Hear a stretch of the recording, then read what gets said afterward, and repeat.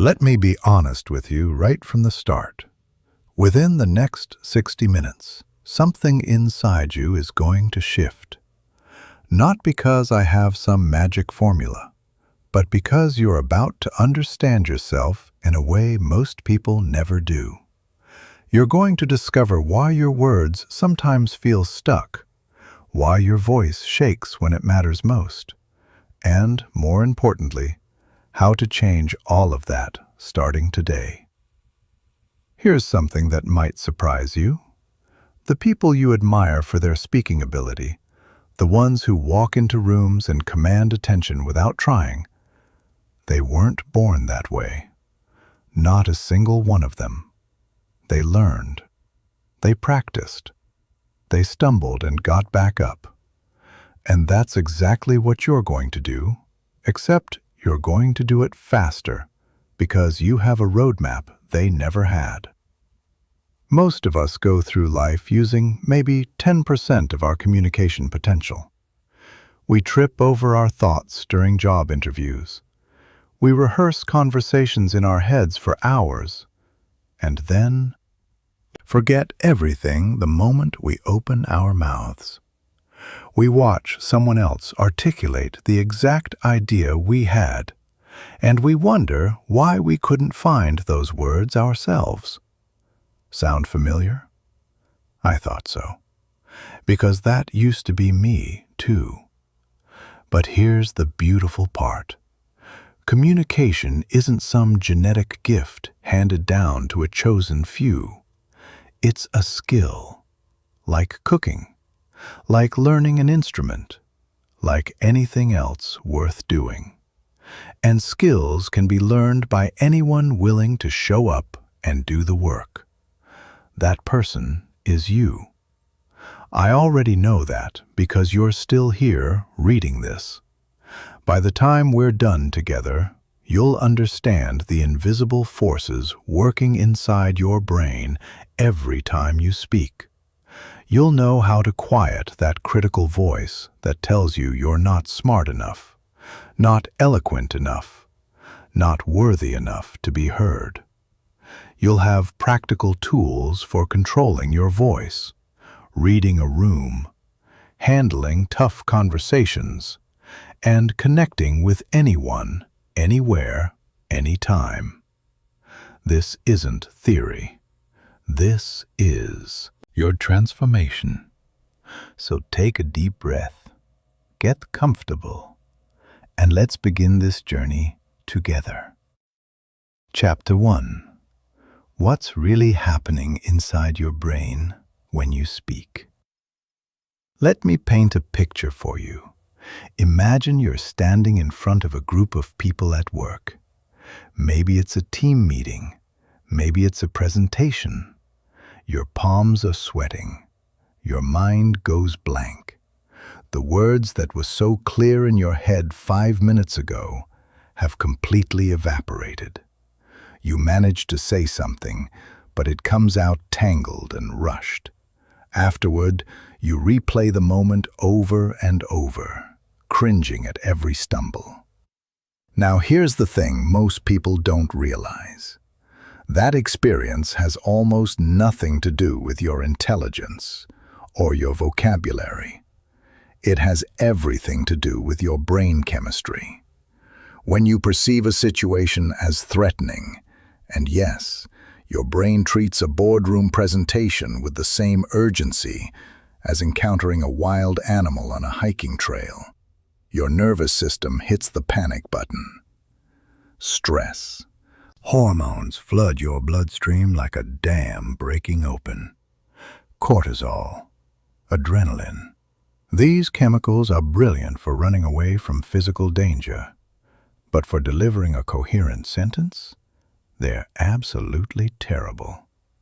Your working memory, that mental workspace where you organize thoughts and select words, essentially shrinks. Imagine trying to cook a 5-course meal on a cutting board the size of a postcard. That's what your brain is working with when fear takes over. Your vocabulary contracts. Complex ideas become impossible to articulate. and you're left standing there, wondering what happened to the person who was so prepared 5 minutes ago. But wait, before you think this means you're doomed, let me share something that changed everything for me. Confident speakers experience the exact same chemical response. Their hearts race too. Their palms get clammy too. The difference isn't that they don't feel fear. The difference is they've trained their minds to interpret that fear differently. Think of it like surfing. The wave is coming whether you want it to or not. A beginner sees the wave and panics. A skilled surfer sees the same wave and thinks, "Here we go." Same wave. Completely different outcome based on interpretation. That's exactly what happens with communication anxiety. You can learn to ride the wave instead of being crushed by it.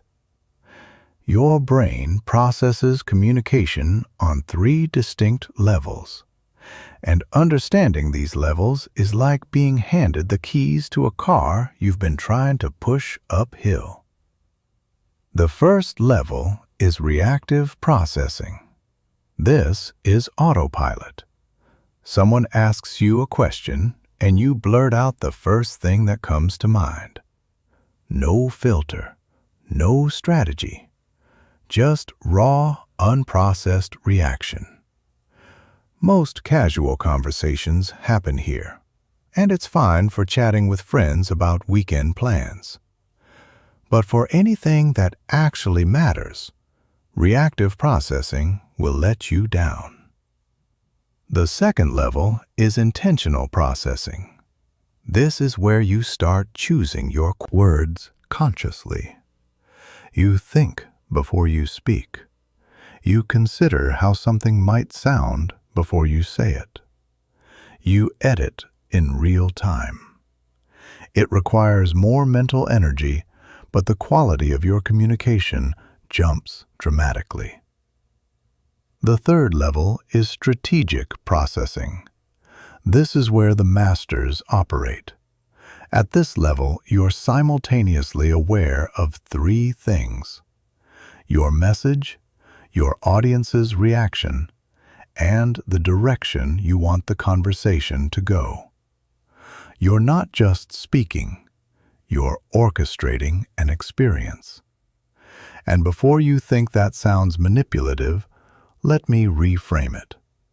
Strategic communication is about being so present and so aware that you can serve your audience better. It's about making sure your ideas actually land the way you intend them to. That's not manipulation. That's respect for the people listening to you. Your brain also has a fascinating built-in filter called the reticular activating system. Think of it like a personal algorithm, similar to the one that decides what shows up on your social media feed. It highlights whatever you've trained it to focus on.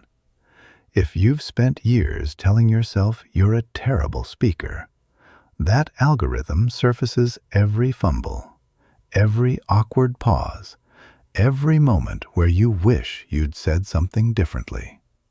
It's confirmation bias running on autopilot. But here's the exciting flip side. When you start feeding that algorithm new data, when you begin believing you're becoming a better communicator, the whole feed changes. Suddenly, you notice the moments when you explained something clearly. You catch yourself making a great point in a meeting. You remember the time someone told you that you really nailed an explanation. Same person, same brain, different algorithm. The neuroscience goes even deeper. When you speak, something remarkable happens in the brains of the people listening to you. Their mirror neurons fire as though they were speaking your words themselves.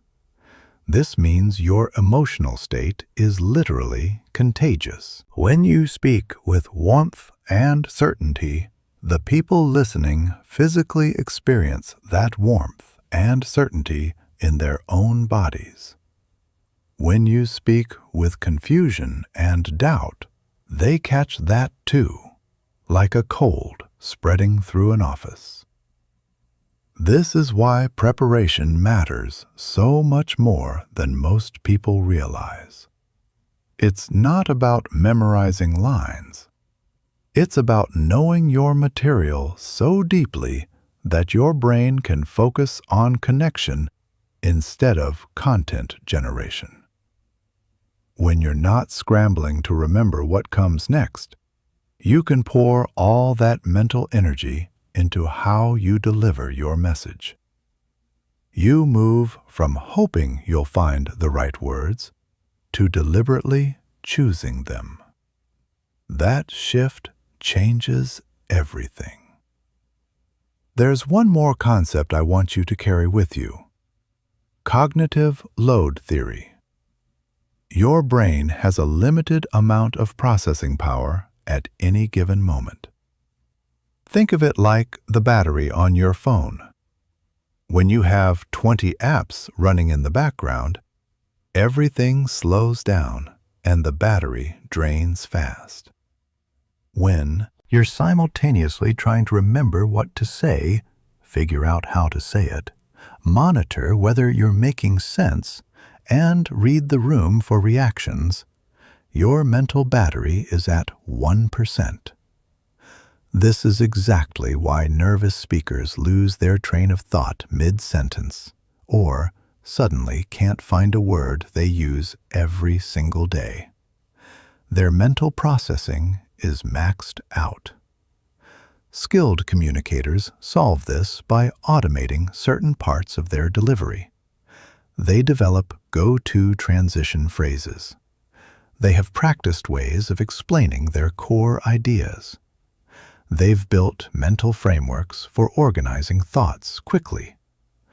All of this frees up precious resources for the things that really matter: connecting with people, reading the room, and adjusting in real time. Understanding these principles isn't just interesting science. It's the foundation everything else is built on.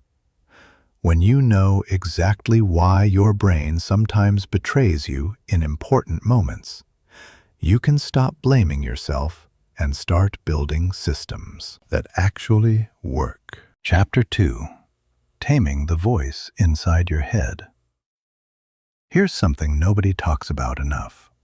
Long before you open your mouth to speak, there's already a conversation happening.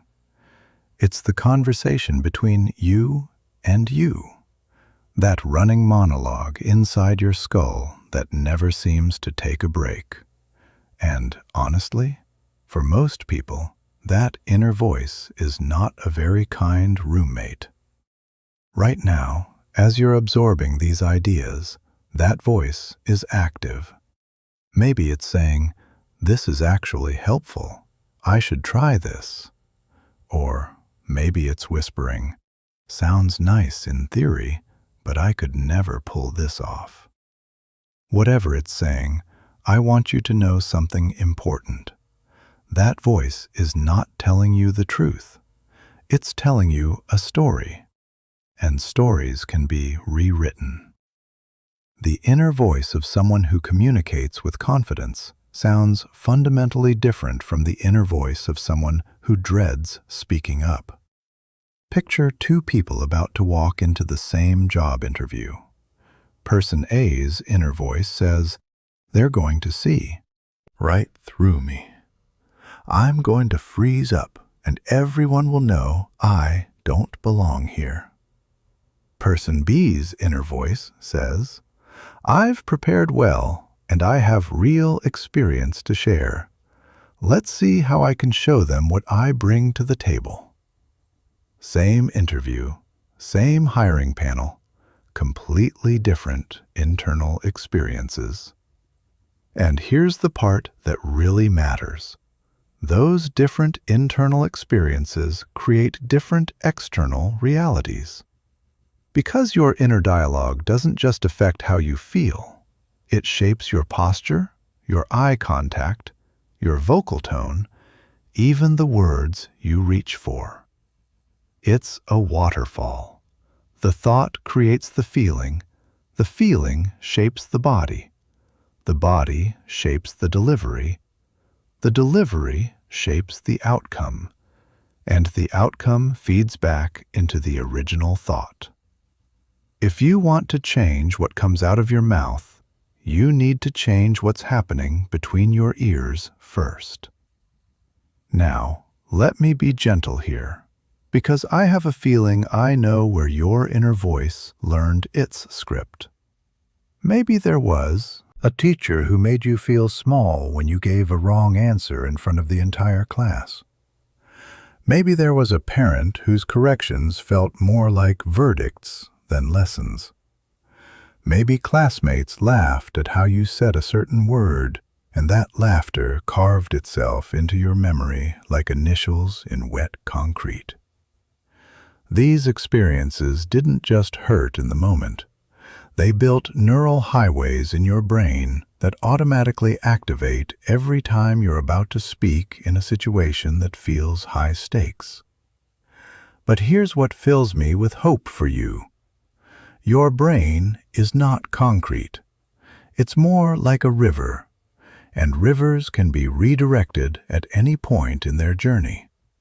Neuroscience has shown us that neuroplasticity, your brain's ability to form new connections and pathways, doesn't expire. It's available to you right now at whatever age you are, in whatever circumstances you're in. Every single time you consciously choose a different thought, you're digging a new channel. You're teaching the river to flow in a new direction. The process starts with something deceptively simple: paying attention. For the next 7 days, become a curious observer of your own mind. Notice what your inner voice says before different types of conversations. Pay attention to the difference between how you talk to yourself before grabbing lunch with a close friend versus before presenting an idea to your team. You will probably discover something eye-opening. Your inner voice doesn't use one script. It has different scripts for different situations.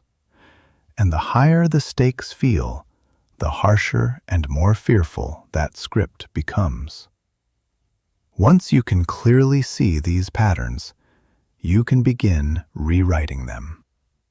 Elite communicators use mental rehearsal before important moments. They close their eyes and vividly imagine themselves speaking clearly, making strong points, and connecting with their audience. They see understanding in people's eyes. They feel steadiness in their own chest. They hear calm authority in their voice. This isn't daydreaming, it's neuroscience. When you vividly imagine yourself performing well, your brain builds neural pathways that closely mirror actual experience. Professional athletes have used this for decades because imagined practice creates real neurological changes. Your brain, in many ways, treats a vivid mental rehearsal like a real event that already happened successfully.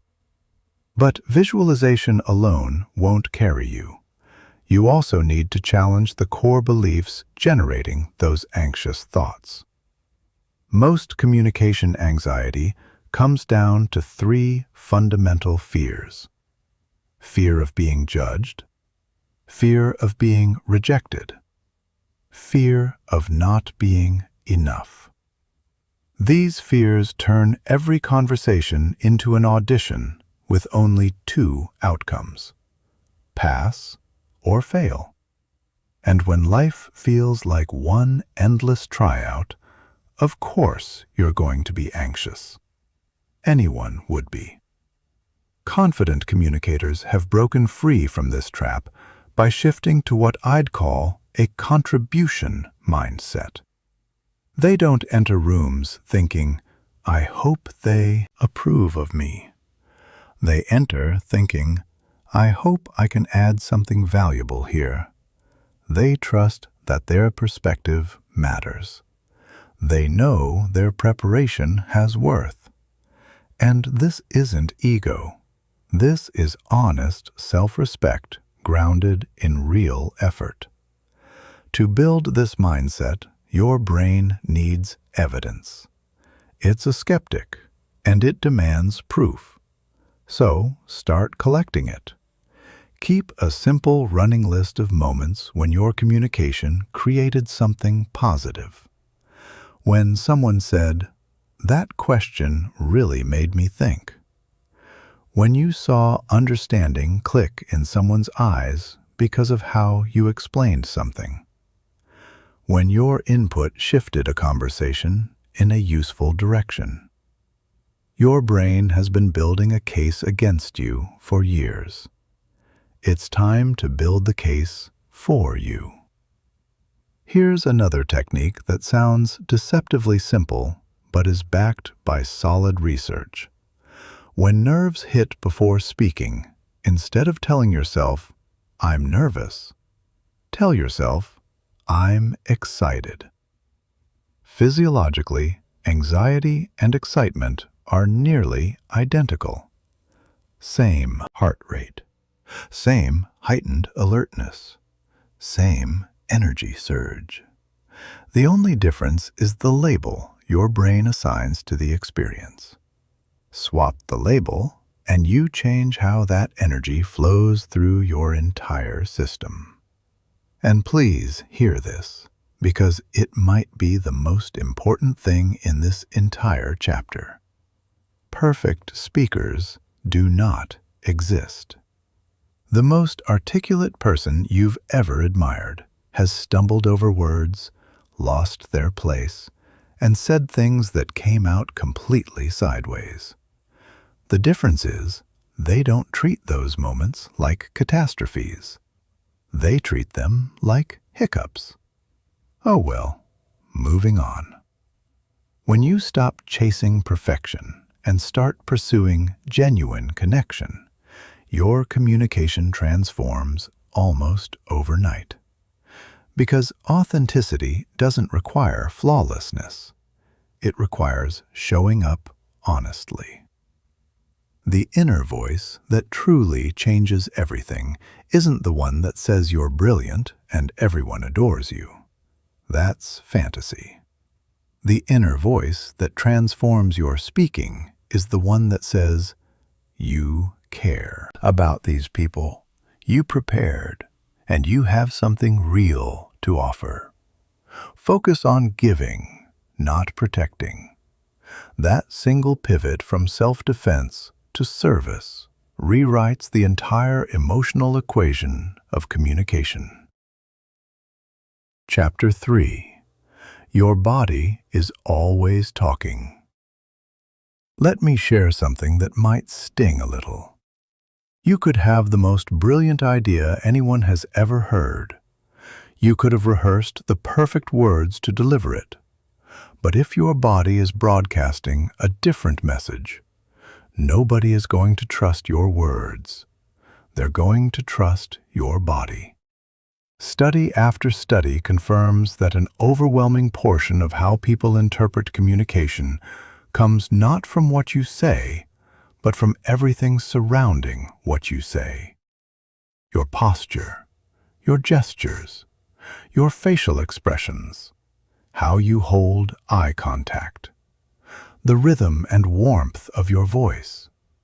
Your body is a radio station that never stops transmitting, and most people have never learned how to control the signal. Think of it this way. Your words are the screenplay of a film, but your body language is the actor performing it. And when the performance contradicts the script, the audience always believes the performance. You can say, "I'm thrilled about this opportunity." But if your arms are crossed, your shoulders are caved in, and your eyes are searching the floor for an escape route, every person in the room will feel the disconnect, even if they can't name it. So let's start with posture, the foundation of everything. And I'm not talking about standing at attention like a soldier. I'm talking about grounded, relaxed openness. When you sit or stand with your shoulders naturally back, your chest gently open, and your spine comfortably tall, you're not just acting confident for an audience. You're actually triggering confidence inside yourself. Research has shown that adopting open, expansive postures alters your hormonal balance within minutes. Confidence-related hormones increase. Stress hormones decrease. Your body is literally reshaping your brain chemistry based on how you arrange yourself in space. And the reverse is painfully true. When you fold in on yourself, when you hunch and cross your arms and shrink your physical footprint, you're sending a chemical telegram to your own nervous system that says, "Danger, be small, don't draw attention." And your brain listens. Your thoughts become more cautious, your words come out more tentative, your creativity contracts, all because of posture. Now, let's talk about the most powerful nonverbal tool in your entire arsenal: your eyes. Eye contact is where human connection truly lives. When you look someone steadily in the eyes while speaking, you're communicating presence, sincerity, and courage. You're saying, without words, "I'm here. I believe what I'm telling you. I'm not hiding." But balance matters here. Too little eye contact and you seem evasive or unsure. Too much and you cross into uncomfortable intensity. In one-on-one conversation, aim for roughly 70% eye contact while listening, tapering to about 50% while speaking. In group settings, give your full attention to one individual for a complete thought, about 3 to 5 seconds. Then shift to someone in a different part of the room. This creates intimacy even in a crowd. Your face has to match the story too.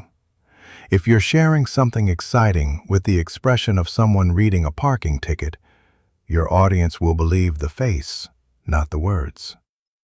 Skilled communicators let their faces become emotional punctuation marks, underlining key moments, reflecting genuine feeling, drawing others into the emotional reality of the message. Let's talk about hands. Gestures are either powerful allies or distracting enemies. When nervousness takes over, your body looks for physical outlets. Fidgeting with a pen, adjusting glasses repeatedly, small, repetitive hand movements that silently broadcast anxiety. And your audience picks up every one of these signals often without consciously realizing it. Confident speakers use gestures with purpose. Big concept? The hands open up. Precise detail? The gesture tightens and focuses. Critical moment? A deliberate movement anchors the point visually.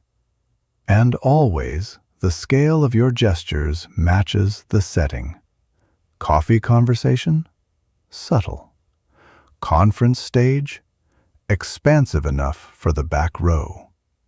Your voice, though it carries words, is also nonverbal.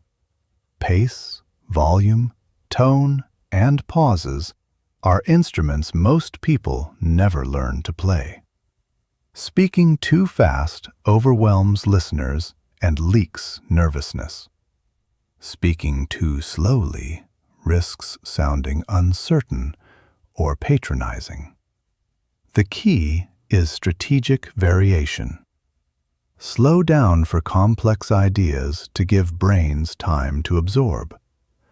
Pick up the pace when building energy. And use pauses. A pause before a key statement builds anticipation. A pause after lets it resonate. Silence isn't emptiness, it's emphasis. Volume should serve your audience. Too quiet and they strain, exhausting their attention. Too loud and they retreat. Aim for a level where the farthest person can hear you without effort. And remember, your tone carries emotional information that can completely override your words. The phrase, "That's a great idea," can express genuine enthusiasm, subtle sarcasm, or complete indifference, depending entirely on how you say it. Finally, breathe. Shallow chest breathing produces a thin, strained voice that whispers anxiety. Deep, diaphragmatic breathing creates a resonant, grounded voice that naturally conveys calm. Before any conversation that matters, take 3 slow breaths. Feel your belly expand. This single practice will transform your vocal presence more than any technique in this guide. And remember, the space you claim matters too. Confident people take up appropriate space. They don't shrink into corners. They don't invade others' territory. They stand in a way that says, "I belong here, and I respect that you do too." Chapter 4. The words you choose are building worlds. Let me share something that completely changed the way I think about language. Every word you speak doesn't just describe what's happening, it shapes what happens next. Every single word carries 2 layers of weight. There's the surface meaning, the dictionary definition, and then there's the invisible layer, all the emotions, memories, and associations that word quietly triggers in the person hearing it. Here's a quick experiment. Imagine someone tells you, "We have a problem with the project." Notice what happens in your body. A little tightness, maybe. A sense that something is wrong. Someone might be blamed. Now imagine they say, "We've got a challenge with the project." Feel the difference? It's subtle but powerful. The word challenge invites your brain to think about overcoming, solving, rising to the occasion. The word problem invites your brain to think about fault, failure, and frustration. Same situation, one word changed. Entirely different emotional landscape for the listener. This isn't about being slippery or manipulative. It's about caring enough to choose words that invite your listener into the best version of the conversation. It's about understanding that your words don't just carry information, they carry feelings. And feelings drive every decision a human being makes. Most people operate with a working vocabulary of around 3,000 to 5,000 words. But the average educated adult recognizes somewhere between 20 and 35,000. Think about that gap for a moment. It's like having a massive box of colored pencils, but always reaching for the same 5 or 6. All those other colors represent precision, nuance, and emotional textures that could make your ideas land with far more impact. But before you rush off to memorize obscure words from a thesaurus, let me save you some time. That approach backfires almost every time. Using words that don't fit naturally into conversation doesn't make you sound articulate. It makes you sound like you're trying too hard. The goal isn't to impress people with vocabulary they need to Google. The goal is to have enough words at your disposal that you can always find the one that fits the moment perfectly. Strategic vocabulary building starts with your world. If you work in business, expand your language around strategy, leadership, collaboration, and problem-solving. If you're in a creative field, develop richer ways to describe processes, feelings, and aesthetics. If you work with technology, master the art of translating complex concepts into language anyone can grasp. The most powerful vocabulary growth comes from exposure to people who communicate brilliantly in your space. Read how thoughtful leaders in your industry express ideas. Listen to podcasts where articulate experts unpack complex topics. Pay attention not just to which words they use, but how they combine them to create specific effects in the listener. Word choice becomes especially crucial in sensitive moments. Here's what I mean. Imagine you disagree with someone in a meeting. You could say, "You're wrong about this," and, technically, you might be right that they're wrong. But what you've actually done is slam a door shut. Their defenses go up instantly. The conversation is now a contest, not a collaboration. But what if instead you said, "I've arrived at a different conclusion, and I'd love to walk you through my thinking." Same disagreement, but this version keeps the door wide open. It respects their intelligence. It invites dialogue instead of combat. Understanding the emotional atmosphere of words gives you remarkable power. Calling someone detail-oriented instead of picky highlights the positive side of their attention to precision. Framing something as an investment rather than a cost changes how people evaluate their willingness to commit. Describing a team as evolving rather than struggling acknowledges difficulty while pointing toward growth. These aren't tricks, they're acts of emotional intelligence expressed through language. Precision also means cutting out words that dilute your power. Filler words like like, you know, and sort of don't just make you sound uncertain. They actually train your brain to think in vague, imprecise ways. When vague language becomes habitual, vague thinking follows. But when you commit to specific, intentional language, your thoughts sharpen in response. Notice the difference between these two statements. The first, "I think maybe we should consider possibly looking into this approach at some point." The second, "I recommend we implement this strategy by next Friday." Same person, potentially the same idea, but the second version carries weight. It communicates clear thinking and earns immediate respect because people instinctively trust someone who knows what they're saying and says it without hedging. Metaphors and analogies deserve special attention because they're among the most powerful tools in any communicator's toolkit. When you can take something unfamiliar and compare it to something your listener already understands, you don't just explain an idea, you make them feel it. You give it texture and dimension.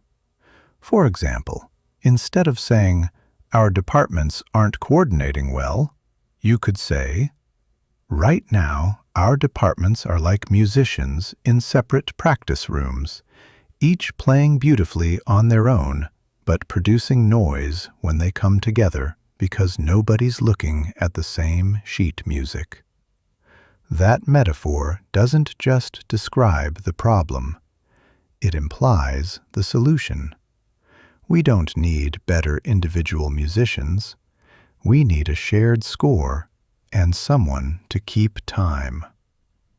The rhythm of your words matters just as much as their meaning. Short sentences punch. They create urgency. They command attention. Longer sentences, on the other hand, allow you to explore the nuances and complexities of an idea, drawing your listener along a journey that builds understanding step by step. The masters of communication dance between both, using short sentences for impact and longer ones for depth, creating a rhythm that keeps people engaged without exhausting them. Power words. Those vocabulary choices that create strong emotional images and responses deserve a place in your toolkit. Words like transform, breakthrough, essential, and remarkable carry more emotional energy than their neutral cousins like change, improvement, important, and good. But power words are like hot sauce. A strategic dash elevates the whole dish. Too much ruins everything. Use them at moments of genuine emphasis, and they'll land with force. Scatter them everywhere, and they become background noise. Building your vocabulary is an ongoing practice, not a weekend project. Read material that stretches you. When you encounter a word that resonates, don't just note its definition. Study how it was used. Try weaving it into a conversation that day. Keep a running collection of words and phrases that feel powerful to you. Over time, these words migrate from your recognition vocabulary into your active vocabulary, and your ability to express exactly what you mean in exactly the right way grows steadily richer. Chapter 5. Your voice is an instrument. Learn to play it. Close your eyes for a second and think about a voice that captivates you. Maybe it's a podcast host who makes you feel like they're sitting right next to you. Maybe it's a speaker whose words seem to physically move through the room.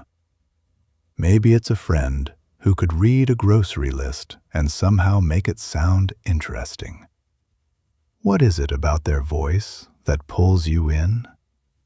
It's not magic, it's mastery, and it's something you can develop too. Your voice is an instrument, as real and as trainable as a guitar or a piano. Most people use only a tiny fraction of what their voice can do because they've never been taught to think about it consciously. They've never learned the basic building blocks of vocal production: breath support, resonance, pitch variation, and rhythm. Once you understand these elements, you stop being at the mercy of however your voice happens to come out, and you start making deliberate choices about how you sound. Everything begins with breathing. Not the shallow chest breathing that most of us default to, where your shoulders rise and fall with each inhale. That kind of breathing is fine for sitting at a desk, but it's terrible for speaking. It gives you a thin, strained vocal quality that runs out of air at the worst possible moments, usually right in the middle of your most important sentence. What you need is diaphragmatic breathing, breathing that originates deep in your belly rather than high in your chest. When you breathe this way, your voice has a steady supply of air supporting it, Like a foundation under a building, your words come out fuller, steadier, and more resonant. You can speak longer sentences without gasping. You can project across a room without shouting. Here's how to practice it. Place one hand on your chest and one hand on your stomach. Now breathe in slowly through your nose. If you're doing it right, the hand on your stomach moves outward, while the hand on your chest barely moves at all. This takes conscious practice because most adults have developed shallow breathing habits that feel completely normal, even though they're limiting vocal potential every single day. Resonance is what gives a voice richness and depth. Sound starts at your vocal cords, but where it goes from there determines its quality. Think of it like music. A guitar string vibrating on its own makes a thin, tinny sound. But that same string vibrating inside the wooden body of the guitar produces a full, warm tone. Your body works the same way.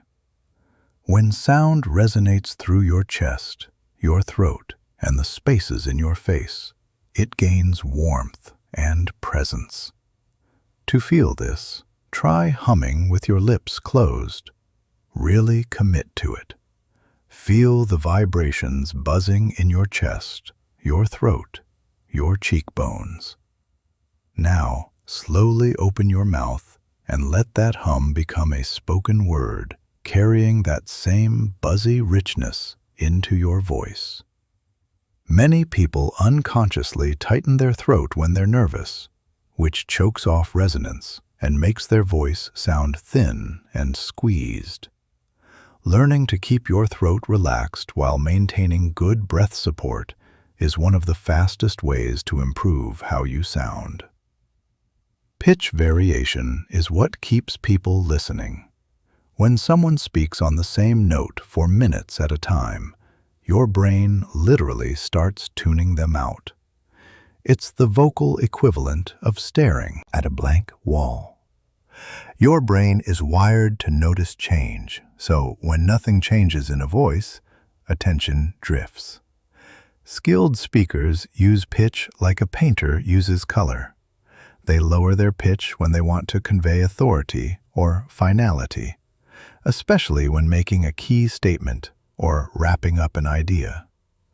They raise it slightly when introducing something new or asking a question, signaling curiosity and openness. They avoid the trap of uptalk, that pattern of ending every statement with a rising pitch that makes everything sound like a question and quietly erodes your credibility. Now, let's talk about something most people fear, but great speakers treasure: the pause. Many speakers rush through their words as if silence were an enemy that might swallow them whole. They chain sentences together without any space between them, creating a machine gun delivery that overwhelms listeners and makes complex ideas impossible to absorb. But here's the truth. Pauses are not the absence of communication. They are communication. A pause before an important point builds anticipation. It's like the moment of silence before the orchestra plays its first note. Everything that follows lands with more weight because of the space that preceded it. A pause after a key idea gives your audience time to absorb what you've said. It's a gift of processing time.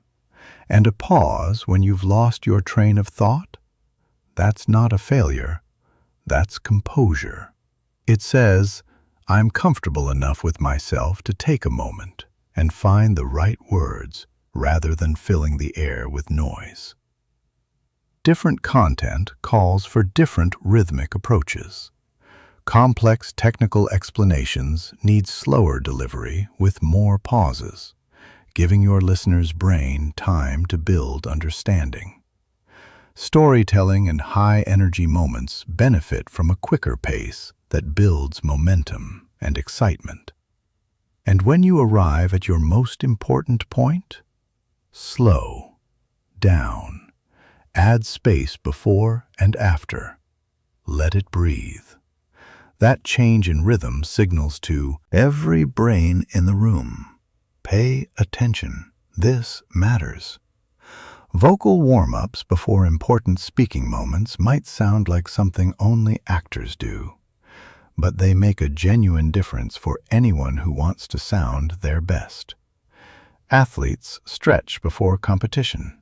Musicians tune their instruments. Your voice deserves the same preparation. A few minutes of humming, gentle lip trills, and tongue twisters can transform your vocal quality from cold and tight to warm and fluid. Articulation, the crispness with which you shape each word, is the final piece. When you mumble, drop the ends of words, or let syllables blur together, you're forcing your listener to work harder just to decode what you're saying. That extra effort steals mental energy away from actually processing your ideas. Clear articulation isn't about sounding formal or perfect. It's about making your words easy to receive. And that's an act of generosity toward the people listening to you. The beautiful thing about voice training is that it compounds over time. Every day you practice breathing from your diaphragm, every conversation where you consciously vary your pitch, every moment where you choose a powerful pause instead of a rushed filler word, you're building vocal habits that eventually become second nature. Your voice becomes an instrument you play with confidence, rather than a thing that just happens to you. Chapter 6. Listening is your secret superpower. I know this might seem counterintuitive in a guide about speaking, but stay with me. The single most powerful thing you can do to become a better speaker is to become a vastly better listener. Not the kind of listening where you're nodding politely while secretly planning what you'll say next. Real listening, the kind that changes the energy in a room. Here's why. When you truly listen to someone, deeply and completely, you gather intelligence that transforms the quality of everything you say afterward. You discover what the person actually cares about. You pick up on emotions they might not even be expressing directly. You understand the real question behind the surface question. And armed with all of this understanding, when you do speak, your words land with a precision and relevance that feels almost magnetic. People walk away from conversations with great listeners thinking, that person really understood me. And being understood is one of the deepest human needs there is. Active listening isn't passive.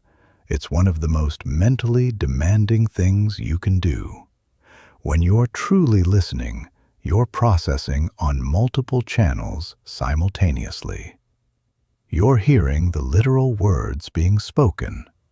You're detecting the emotional current beneath those words.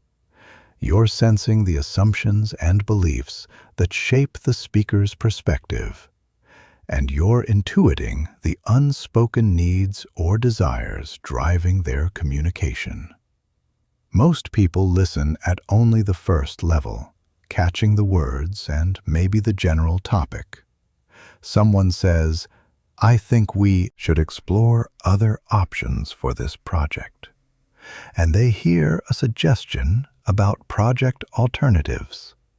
But a skilled listener hears several layers at once. They might detect uncertainty about the current direction, frustration about not being consulted, a need to feel that their expertise is valued, or maybe fear that the project as planned will fail. Each of these possibilities suggests a very different response. And the listener who can pick up these layers crafts replies that address what's really happening, not just what's sitting on the surface. One of the biggest obstacles to good listening is your own internal commentary. While someone else is talking, most people are already composing their response, evaluating whether they agree or mentally rehearsing their rebuttal. That internal chatter is like trying to hear a conversation at a noisy restaurant. The other person is talking, but you're mostly hearing your own thoughts.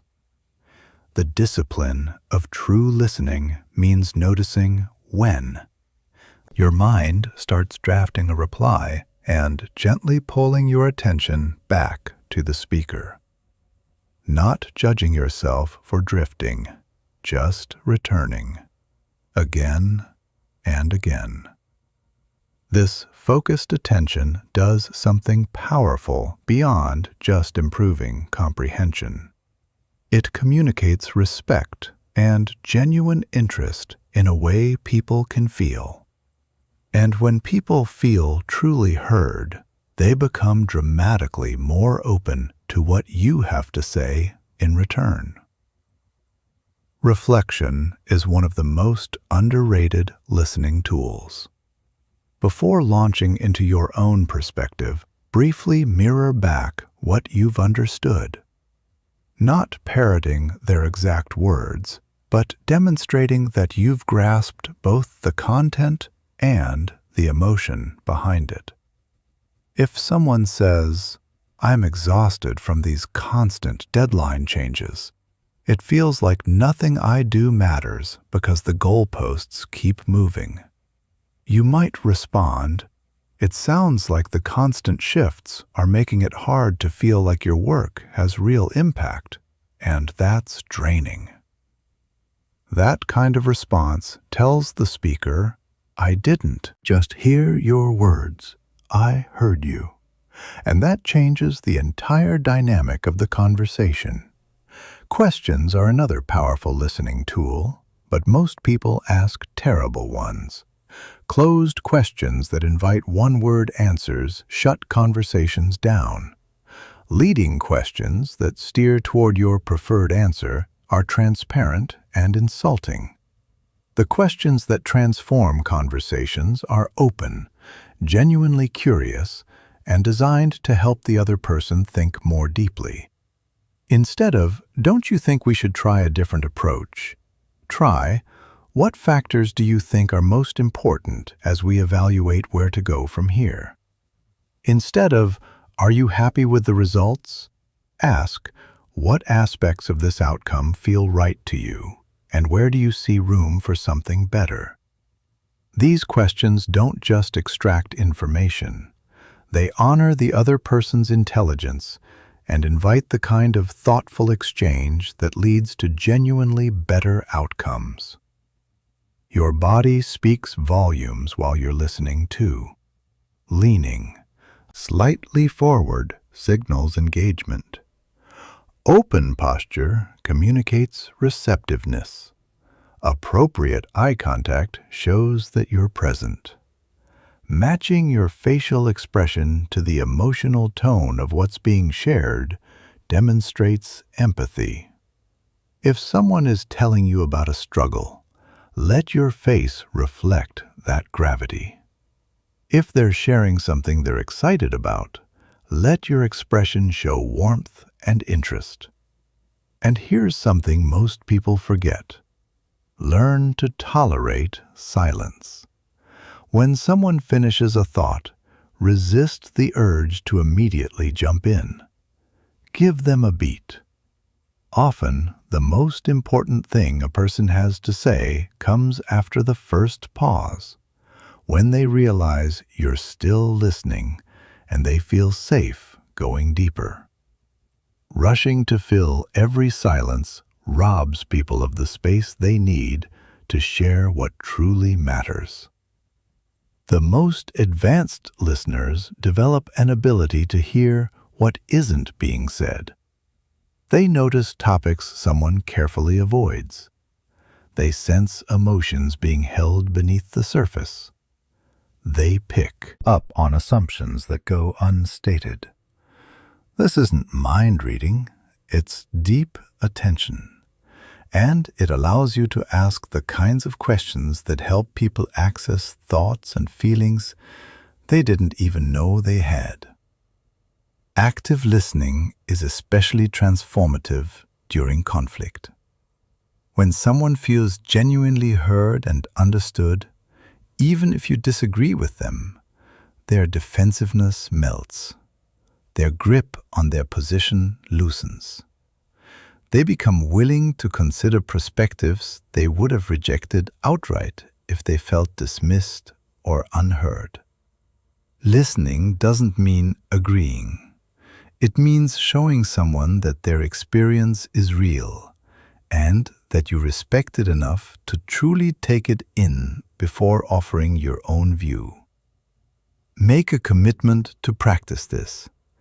In your next important conversation, focus entirely on understanding before responding. Notice how the quality of your responses improves. Notice how the other person's energy shifts when they feel truly received. This is the quiet superpower hiding in plain sight. And once you develop it, every other communication skill you build becomes exponentially more effective. Chapter 7. Navigating the conversations everyone avoids. Let's talk about the conversations that keep you up at night. The ones you rehearse in the shower. The ones you've been putting off for days, weeks, maybe months. That conversation with a colleague who keeps taking credit for your work. The discussion with your partner about something that's been quietly building resentment. The feedback you need to give someone who won't want to hear it. Difficult conversations are the ones most people handle so badly that they end up creating bigger problems than the ones they were trying to solve. They either avoid them entirely, letting small issues grow into relationship-destroying resentments, or they charge in with so much emotional heat that the conversation explodes before anything productive can happen. Both approaches leave wreckage behind. But here's what I want you to understand. Mastering difficult conversations isn't just another communication skill, it's one of the most life-changing abilities you can develop. Because the quality of your relationships, your career, and honestly, your inner peace depends on your ability to address hard things directly, honestly, and with enough care that the relationship survives and often grows stronger. The first thing to recognize is that the difficulty almost never lives in the topic itself. It lives in the emotions wrapped around the topic. When conversations involve identity, ego, deeply held values, or real consequences, the primitive part of your brain sounds the alarm. Fight or flight activates. Rational thinking gets hijacked by emotional reactivity, and suddenly two intelligent adults are behaving like cornered animals instead of collaborating human beings. Your job in these moments is twofold. Manage your own emotional state and create conditions where the other person can stay rational enough to actually hear you. Neither of these happens by accident. Both require preparation and skill. Most people prepare for difficult conversations the wrong way. They build their case. They rehearse their arguments. They anticipate what the other person will say and prepare counterattacks. This is preparing for war, not conversation, and it virtually guarantees the outcome will feel like a battle regardless of who wins, because both people lose when the relationship takes damage. Instead, try preparing differently. Start by getting crystal clear on what you actually want from the conversation. Not what you want to say, but what outcome you're hoping for. Do you want to change a specific behavior? Do you need to share information the other person deserves to know? Are you trying to understand their perspective better? Are you hoping to repair something that's been damaged between you? When you know your goal, every word you choose can serve that goal rather than just venting frustration. Next, genuinely try to see the situation through their eyes. This isn't about agreeing with them, it's about understanding what makes their position feel reasonable to them. What pressures are they under? What fears might be driving their behavior? What needs are they trying to meet? When you walk into a conversation with genuine curiosity about the other person's experience, your energy shifts from adversarial to collaborative. And people can feel that shift before you even open your mouth. The words you choose in difficult conversations can either pour water on a fire or throw gasoline on it. Accusatory language is gasoline. Statements that start with "you always" or "you never" are almost guaranteed to trigger defensiveness because they feel like character assassinations rather than observations. The other person stops listening to your point and starts defending their identity. Instead, use language that describes your experience without making claims about their character or intentions. There's a world of difference between "you don't respect my time" and "I feel frustrated when meeting times change without a heads up, because it makes it hard for me to plan my day." The first version is an attack. The second is an honest sharing of your experience that leaves room for the other person to explain, apologize, or problem solve without feeling like they need to defend their entire character. Timing and environment matter more than most people realize. Having a difficult conversation when either person is stressed, exhausted, or distracted is like trying to plant seeds in a parking lot. Nothing good grows there. Choose a time when both of you can be present and focused. Choose a private setting where neither person risks embarrassment. And if you notice that emotions are too hot in the moment, it's not only acceptable, but wise to press pause. Something like, "This conversation is really important to me, and I want to give it the attention it deserves. Can we pick this back up tomorrow after we've both had some time to think?" That's not avoidance. That's wisdom. How you begin the conversation sets the trajectory for everything that follows. Starting with an attack almost certainly leads to an argument. Starting with an acknowledgement of the relationship and your positive intent creates psychological safety. Something as simple as, "I value what we have, and I want to talk about something that's been on my mind because I think addressing it will make things better for both of us," signals that you're approaching this as a teammate, not an opponent. Staying emotionally regulated during the conversation is perhaps the hardest part. When someone says something that triggers anger or hurt, your body responds before your mind can catch up. Your jaw tightens. Your breathing shallows. Your thoughts narrow to self-defense.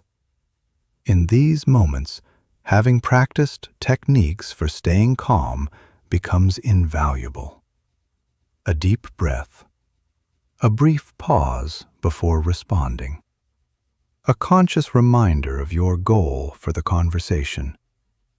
These tiny interventions create space between stimulus and response, and in that space lives your ability to choose a constructive path rather than a reactive one. If emotions do escalate, despite your best efforts, de-escalation becomes your priority. Lower your voice instead of raising it. Slow down your speech. Acknowledge the other person's feelings without necessarily endorsing their interpretation. Something like, "I can see this is really important to you, and I want to understand your perspective fully," validates their emotional experience without surrendering your own position.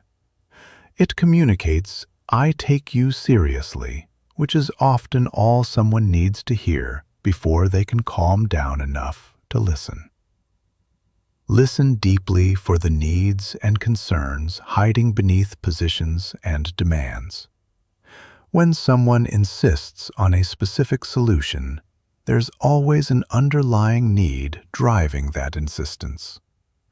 If a colleague demands that all meetings be cut to 30 minutes, they might really be expressing a need for efficiency, respect for their time, or space to focus on deep work. If you can identify and address the underlying need, you often discover creative solutions that satisfy both people in ways the original demand never could.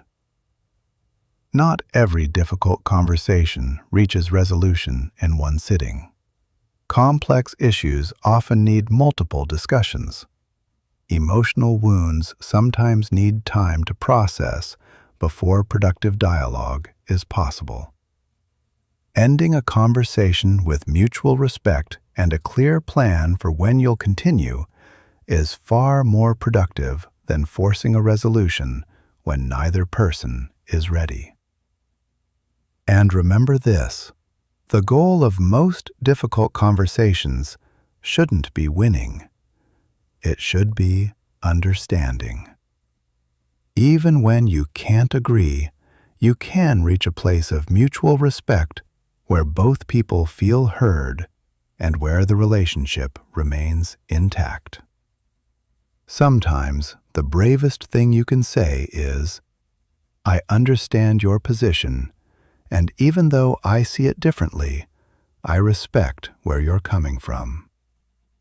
That kind of statement doesn't mean surrender. It means maturity. And it keeps doors open that argument would slam shut. Practice having difficult conversations in small moments, so you're ready when the big ones arrive. The skills you develop navigating everyday disagreements, minor frustrations, and small conflicts are the exact same skills that carry you through the conversations that truly matter. Chapter 8. The Art of Making People Feel Like They Matter. Let me ask you something. Think about the most magnetic person you've ever met. Not the loudest or the most conventionally impressive. The person who made you feel like you were the only one in the room. The one you walked away from thinking, "I really liked that person," even though you might not have been able to explain exactly why. That quality people call charisma? It's not some mystical gift distributed at random by the universe. It's a specific set of behaviors that anyone can learn. And at its core, every single one of those behaviors comes down to one thing: making other people feel seen, valued, and important. In a world where most people are half listening while checking their phone, where conversations have become transactions instead of connections, The simple act of giving someone your complete, undivided attention has become extraordinarily rare. And rare things are valuable. When someone feels that you are truly, completely, fully with them, without your mind drifting to your to-do list or your eyes glancing at notifications, they experience something most people almost never receive, and they remember you for it. Developing presence starts with training your attention like you'd train any other muscle. During conversations, you'll notice your mind wandering. That's normal. The practice isn't about never drifting. It's about noticing the drift and gently bringing yourself back to the person in front of you. Back to their words, back to their eyes, back to the energy they're sharing with you. Over time, this mental discipline becomes easier, and the quality of your connections deepens in ways you'll find remarkable. Charismatic communicators also master the art of asking questions that go beyond the surface. Most social conversation operates on autopilot. How's your weekend? Fine. Yours? How's work? Busy. You know how it is. These exchanges are like passing someone on a sidewalk. You acknowledge each other, but nobody stops walking. Charismatic people stop walking. They ask questions that invite real answers. Instead of, "How was your weekend?" they ask, "What was the highlight of your weekend?" Instead of, "How's work?" they say, "What's the project you're most energized about right now?" These questions signal genuine curiosity and give people permission to share something meaningful rather than delivering the standard script. But asking good questions only matters if you actually listen to the answers. And not just listen to respond, but listen to understand. When someone shares something and you follow up with a question that shows you were truly tracking their story, that you caught a detail they thought would go unnoticed, something powerful happens. They feel valued in a way that's increasingly rare. And value creates connection. Connection creates trust. Trust creates influence. It's a beautiful chain reaction that starts with the simple act of paying real attention. Finding genuine common ground is another cornerstone of connection. But this doesn't mean pretending to like things you don't, or faking agreement to seem agreeable. Authentic connection comes from discovering shared experiences, values, or challenges that create real resonance. Maybe you both know what it's like to start over in a new city. Maybe you share a commitment to mentoring younger people in your field. Maybe you both secretly think most meetings could have been emails. The specific point of connection matters less than the fact that it's genuine. There's a subtle art to matching someone's energy without mimicking them. When you're talking to someone who's thoughtful and measured, slowing your own pace slightly creates harmony. When someone is enthusiastic and animated, bringing your energy up to meet theirs shows you're engaged rather than bored. This isn't acting, it's attunement. It's the natural thing humans do when they're genuinely connected. You're just doing it consciously instead of leaving it to chance. Validation is one of the most underestimated tools in all of human communication. When you acknowledge someone's experience, their feelings, their perspective, without needing to fix, judge, or redirect, you give them a gift most people rarely receive. Validation sounds like, "That makes complete sense. I'd feel the same way in your position. That's a really thoughtful way to look at it. These phrases don't mean you agree with everything. They mean you're taking the person seriously. And being taken seriously is something humans are almost starving for. Stories are the currency of charismatic connection. Not stories designed to impress, stories designed to relate. When you share a story about a time you struggled, a mistake you made and learned from, or a challenge that tested you, you show vulnerability that others can connect with. Nobody bonds over perfection. People bond over shared humanity. The best stories for building connection are ones that say, "I've been where you are. I know what that feels like. You're not alone in this." Using someone's name naturally in conversation is a small thing that creates surprisingly big effects. Hearing our own name activates something in our brain that makes us feel recognized and acknowledged. But the key word is naturally. Dropping someone's name into every other sentence feels mechanical and manipulative. Weaving it in at natural moments, especially when making a genuine point or expressing appreciation, creates warmth without artificiality. Specific appreciation is another charisma multiplier. Generic praise like "great job" barely registers, but specific recognition lands with real impact. Something like, "The way you handled that difficult client question today showed real patience and understanding. I noticed how you acknowledged their frustration before redirecting to the solution, and I think that's what turned the whole conversation around." That kind of feedback tells someone you weren't just vaguely aware of their contribution. You were watching closely enough to see the craft in what they did. And that makes people feel genuinely valued. Energy management is something charismatic people understand instinctively. You can't pour from an empty cup. If you're running on fumes, stressed to the breaking point, or emotionally depleted, you simply don't have the bandwidth to be fully present for other people. This means taking care of yourself isn't selfish.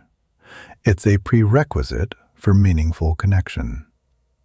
It means being strategic about where you invest your energy, bringing your best self to the interactions that matter most, and knowing when you need to recharge so you can show up fully the next time. Humor, when wielded with care, is one of the most powerful bonding tools humans have. Laughter releases tension, creates shared positive experiences, and builds memories that strengthen relationships.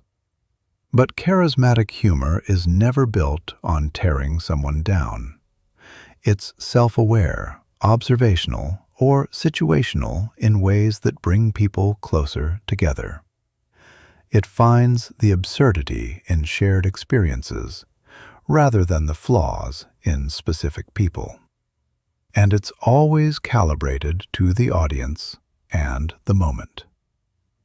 Ultimately, charisma isn't a performance. It's an orientation. It's the decision to walk through the world genuinely interested in the people you encounter.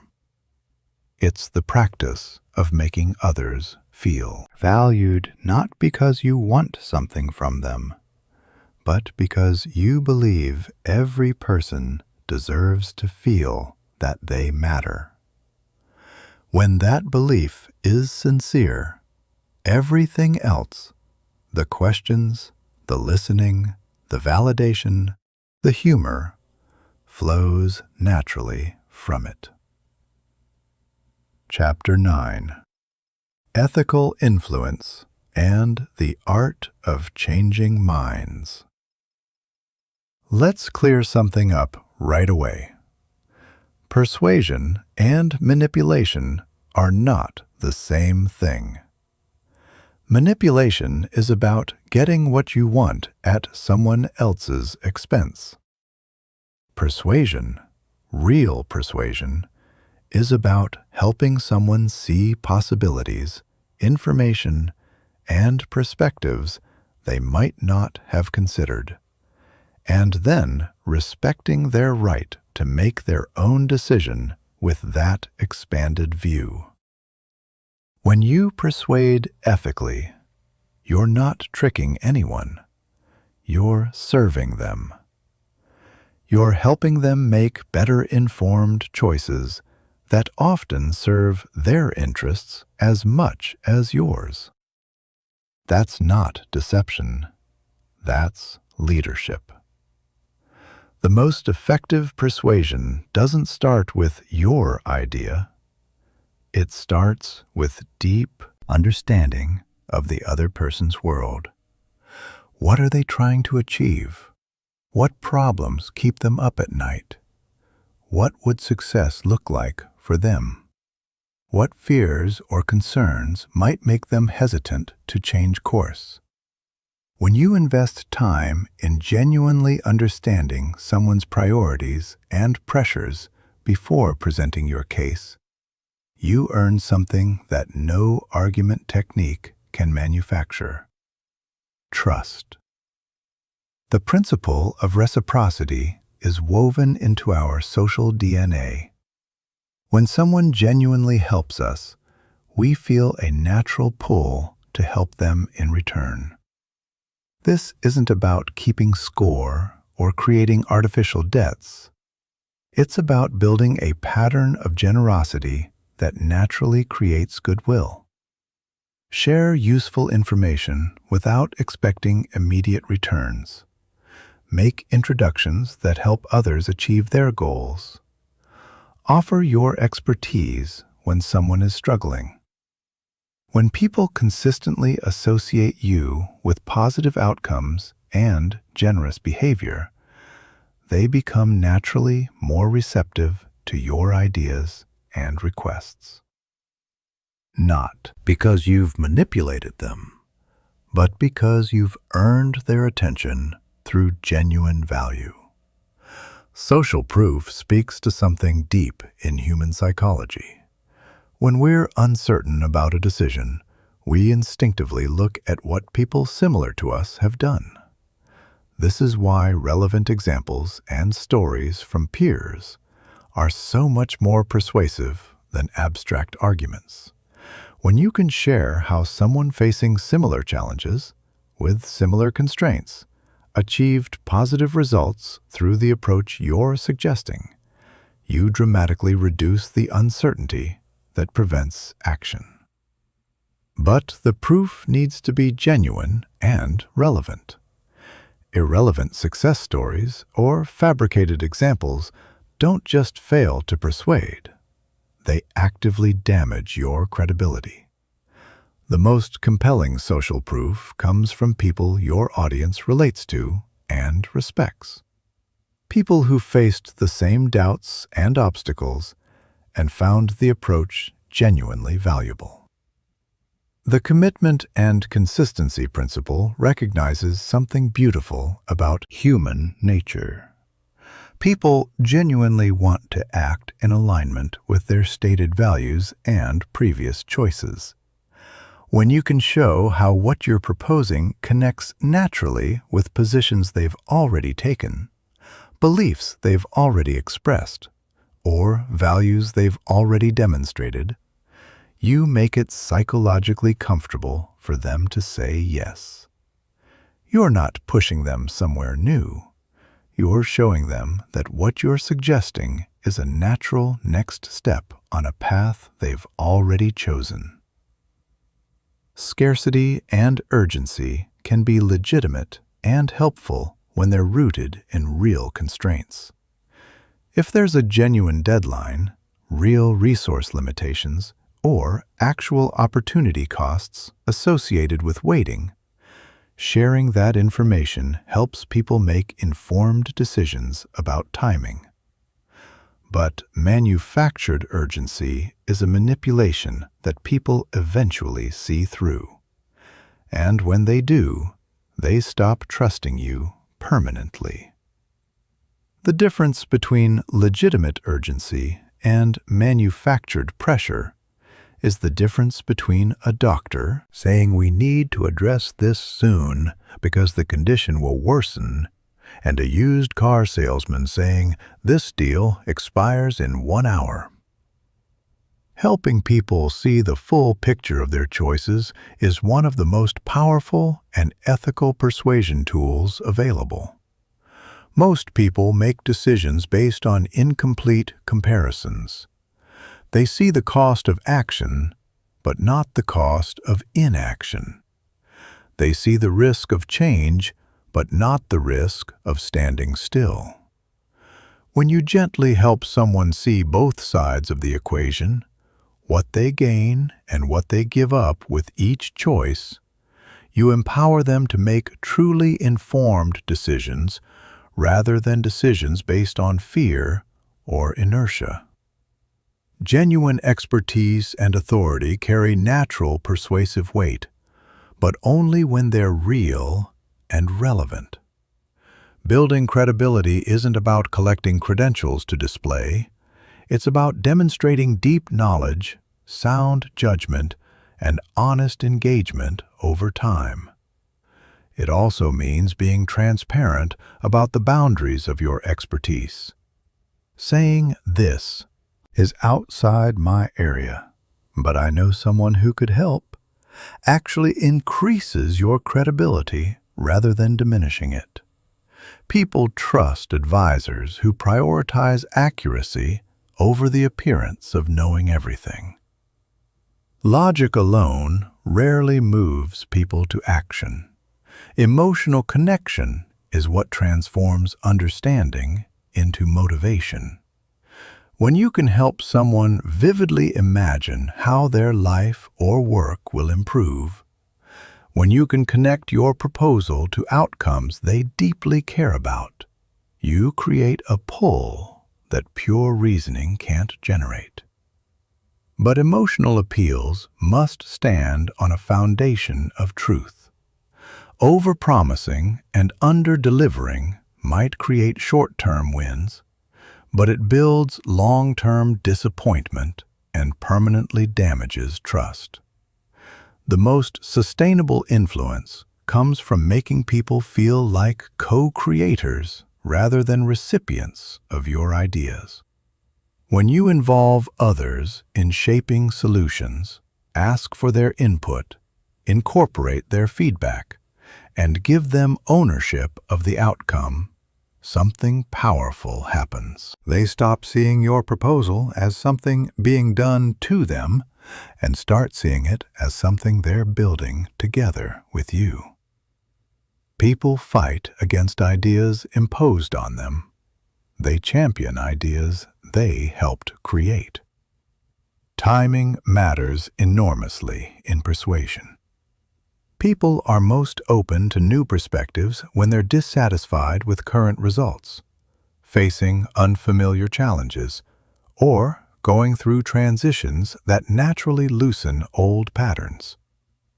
Presenting ideas when someone is ready to hear them requires patience and the wisdom to recognize that sometimes the most persuasive thing you can do is wait for a better moment rather than pushing when defenses are high.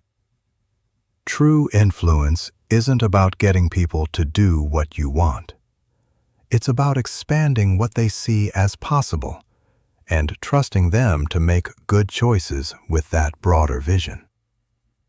When your persuasion comes from a genuine desire to help, people don't just agree with you in the moment. They come back to you again and again because they've learned that your influence makes their life better. Chapter 10. Turning Pressure into Rocket Fuel. Let me tell you something that might change how you see nervousness forever. That knot in your stomach before a big presentation, that racing heartbeat before a job interview, that trembling in your hands before you stand up to speak, those sensations aren't signs that something is wrong with you. They're signs that something is right. Your body is preparing to perform at its highest level. The question is whether you let that energy work for you or against you. Most people interpret pressure as a threat signal. Their brain goes, "Oh no, I'm nervous. Something bad is about to happen." And from that interpretation, a cascade of unhelpful responses follows. Their muscles tighten. Their breathing becomes shallow. Their thinking narrows. They start focusing on everything that could go wrong. And, ironically, that focus on potential failure becomes the very thing that causes the stumbles they were afraid of. It's a self-fulfilling prophecy built on a misunderstanding. But here's the reframe that changes everything. The physical sensations of anxiety and the physical sensations of excitement are virtually identical. Same elevated heart rate, same heightened alertness, same surge of energy through your body. The only difference is the story your brain tells about those sensations. One story says danger, the other says opportunity. And you get to choose which story you believe. This isn't positive thinking fluff. It's supported by real research. When people are taught to reinterpret their stress response as helpful rather than harmful, their performance actually improves. Their blood vessels stay relaxed instead of constricting. Their thinking remains flexible instead of narrowing. Their body delivers energy to their brain and muscles instead of shutting down higher cognitive function. Same chemistry, different interpretation. Dramatically different outcome. Understanding what's happening inside your body during high-pressure moments gives you practical tools for managing those moments. When your brain perceives high stakes, your sympathetic nervous system kicks into gear, flooding you with hormones designed for physical emergencies. Running from predators, fighting off attacks. These hormones are spectacularly unhelpful when what you actually need is calm, focused, articulate thinking. The fastest way to shift out of this survival mode is through your breathing, specifically controlled breathing with longer exhales than inhales. When you exhale slowly and fully, you activate your parasympathetic nervous system, which is essentially the calm-down signal to your entire body. Try this technique before any high-pressure speaking moment. Breathe in for 4 counts. Hold for 7 counts. Breathe out for 8 counts. Repeat this cycle 4 times. Within about 90 seconds, you'll feel a noticeable shift from anxious buzzing to grounded alertness. Your thinking clears. Your shoulders drop. Your voice steadies. It's remarkably effective and completely invisible to anyone watching. Preparation is your greatest ally against pressure, but it has to be the right kind of preparation. Here's where most people go wrong. They memorize their presentation word for word. They write out scripts and try to deliver them exactly as written. This approach feels safe, but it's actually a trap. Because now your performance depends entirely on perfect recall under stress, which is exactly the cognitive function that stress compromises first.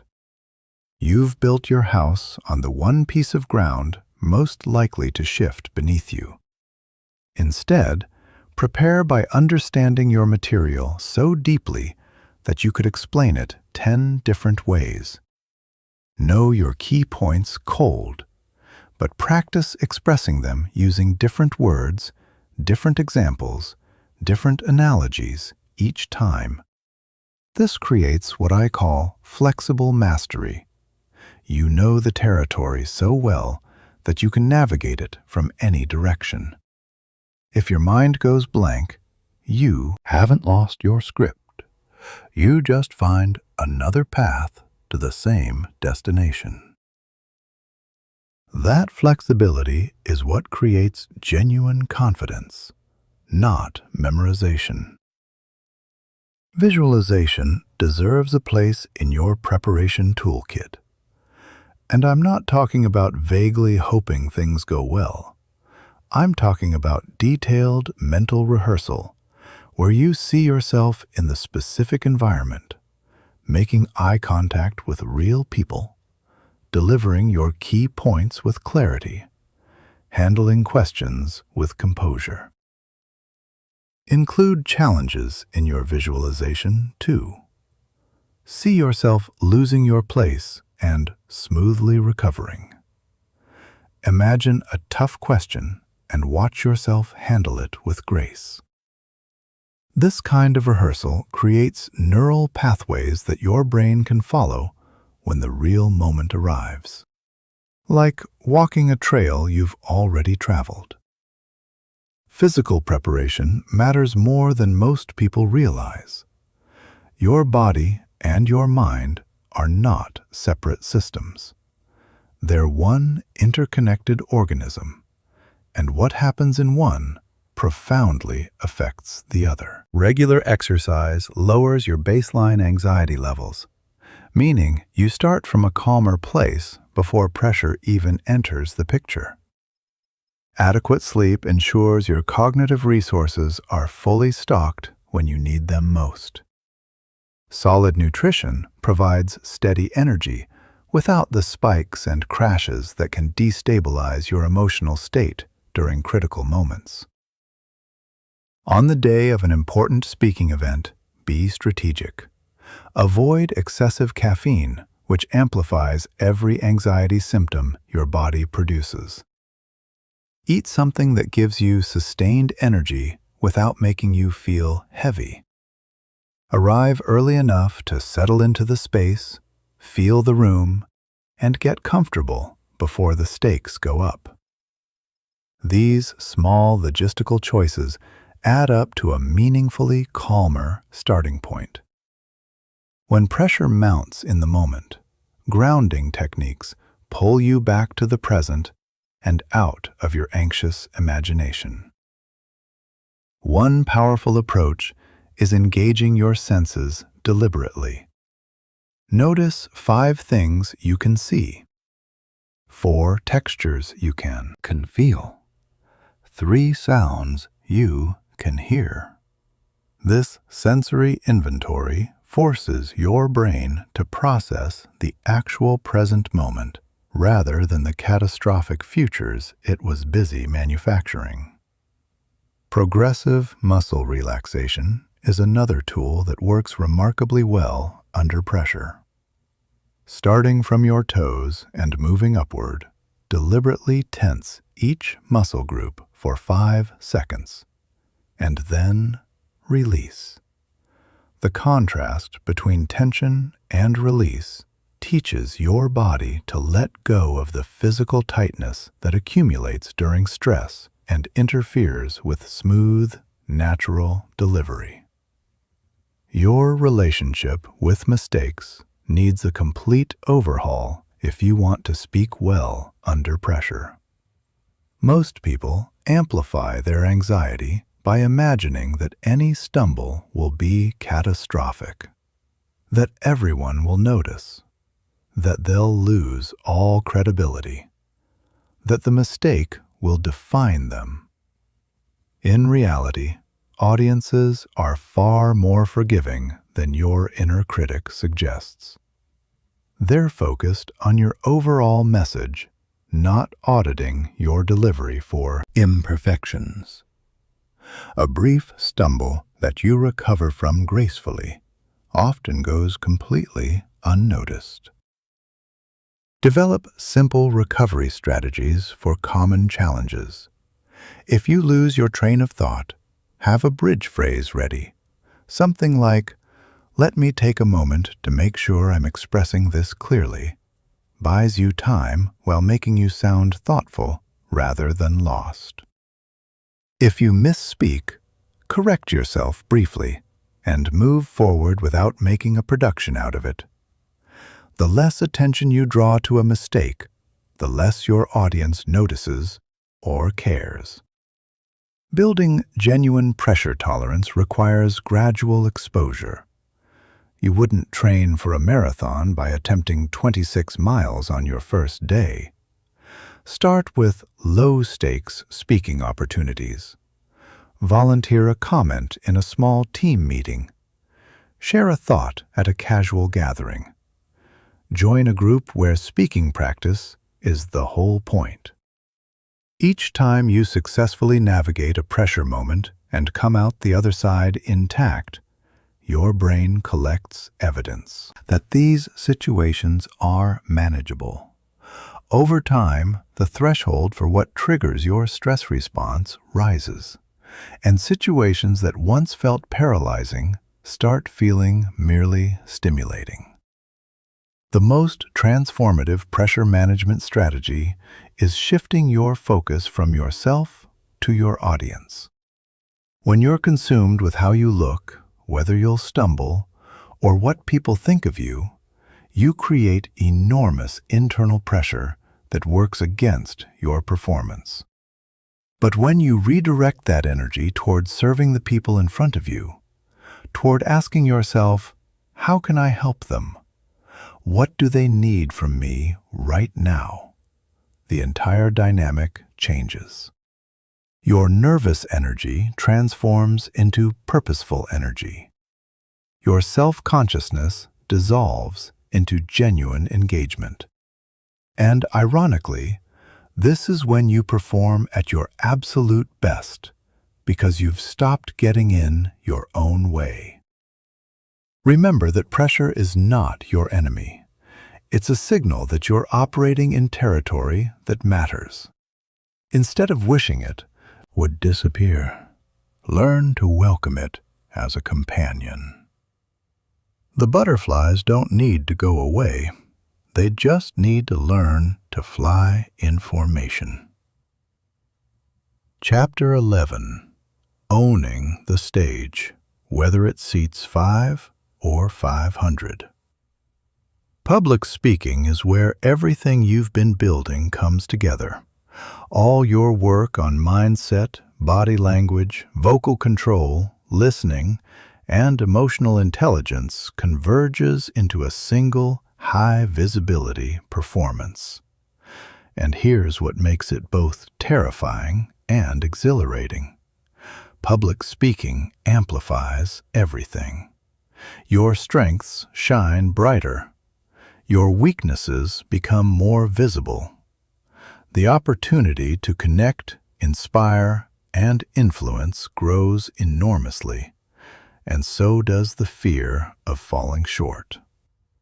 But I want to reframe something for you before we go any further.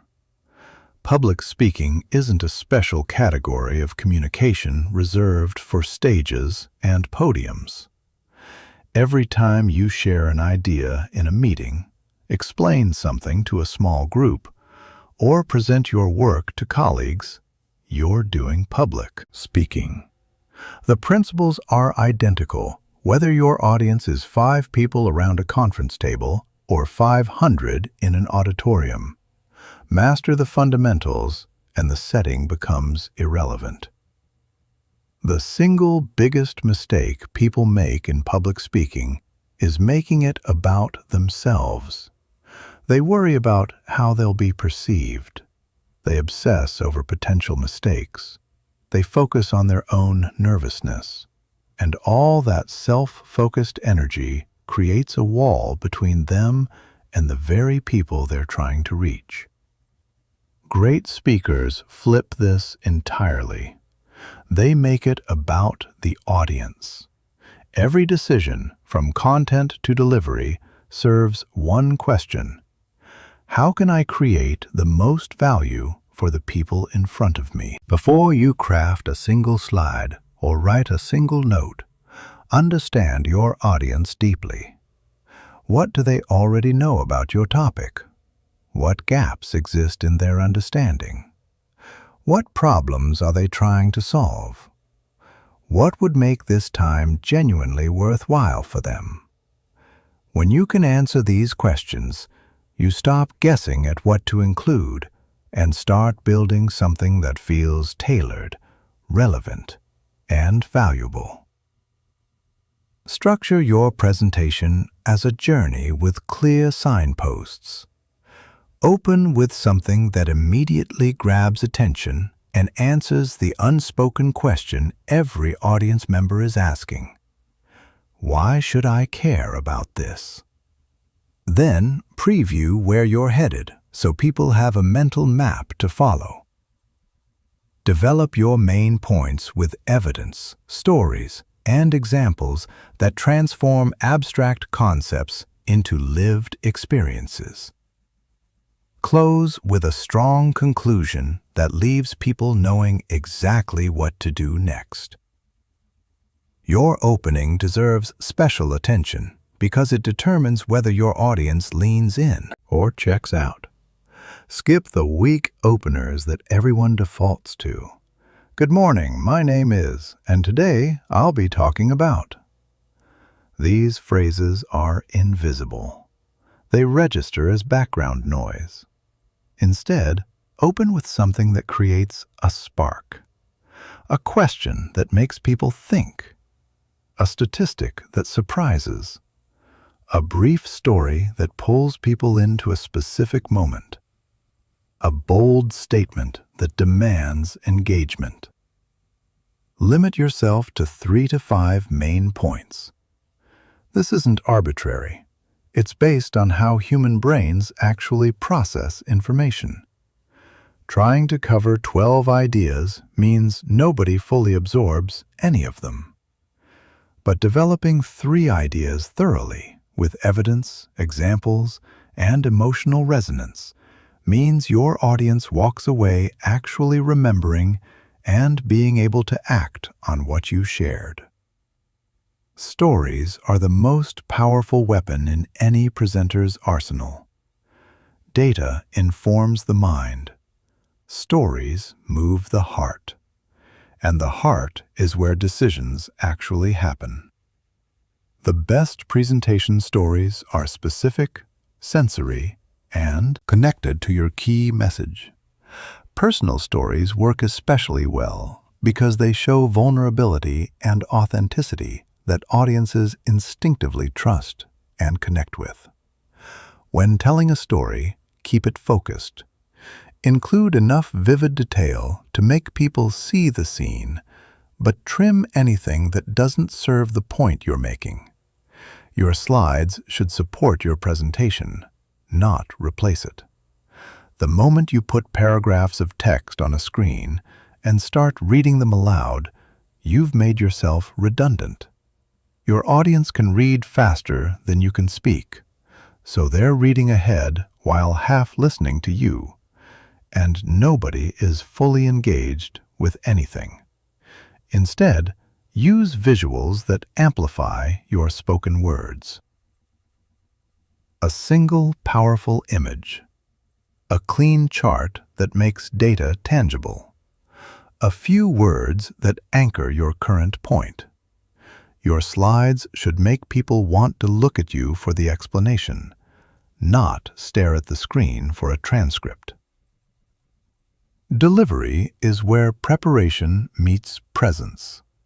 The goal is conversational confidence, sounding like you're sharing something important with people you care about, rather than performing a monologue at strangers. This means varying your pace naturally, using gestures that feel authentic, making real eye contact with individuals rather than scanning the room like a security camera, and letting your genuine enthusiasm for the topic come through. In large groups, eye contact works differently than in one-on-one conversations. Instead of trying to look at everyone, which creates a weird, unfocused effect, lock eyes with one person for a full thought, maybe 3 to 5 seconds. Then shift to someone in a completely different section of the room. Do this throughout your talk, and every person in the audience will feel a moment of personal connection with you. Handling questions well requires both preparation and humility. Anticipate the questions most likely to come up and think through your responses. When a question surprises you, it's completely fine to pause and think before answering. That pause shows you're taking the question seriously, rather than giving a reflexive, shallow response. And when you genuinely don't know an answer, say so with confidence. I don't have that information right now, but I'll find out and follow up with you. Honesty builds more trust than any improvised bluff ever could. End your presentation with the same intentionality you used to open it. Summarize your key messages briefly. Reinforce why they matter, and leave your audience with a clear call to action or next step. Avoid the weak endings that drain all your built-up momentum. Don't trail off with, "That's pretty much it," or, "So, yeah, any questions?" End with conviction. End with energy. End in a way that makes people want to stand up and do something with what they've just learned. The more frequently you present, the more natural it becomes. Seek out opportunities actively. Every time you stand up and share something with a group of people, you're depositing experience into a bank account that pays compound interest for the rest of your life.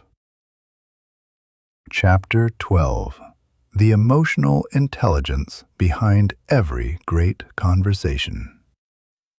You could master every technique in this guide, every vocal exercise, every body language principle, every persuasion strategy, and still fall flat if you're missing the invisible ingredient that makes all of it work. Emotional intelligence. It's the difference between someone who speaks skillfully and someone who speaks in a way that genuinely moves people. Emotional intelligence in communication isn't one thing. It's 4 things working together. Self-awareness, the ability to recognize your own emotional patterns. Self-management, the ability to regulate those emotions rather than being hijacked by them. Social awareness, the ability to read what others are feeling. And relationship management, the ability to navigate emotional dynamics to create positive outcomes for everyone involved. Self-awareness is where it all starts. You can't manage what you can't see.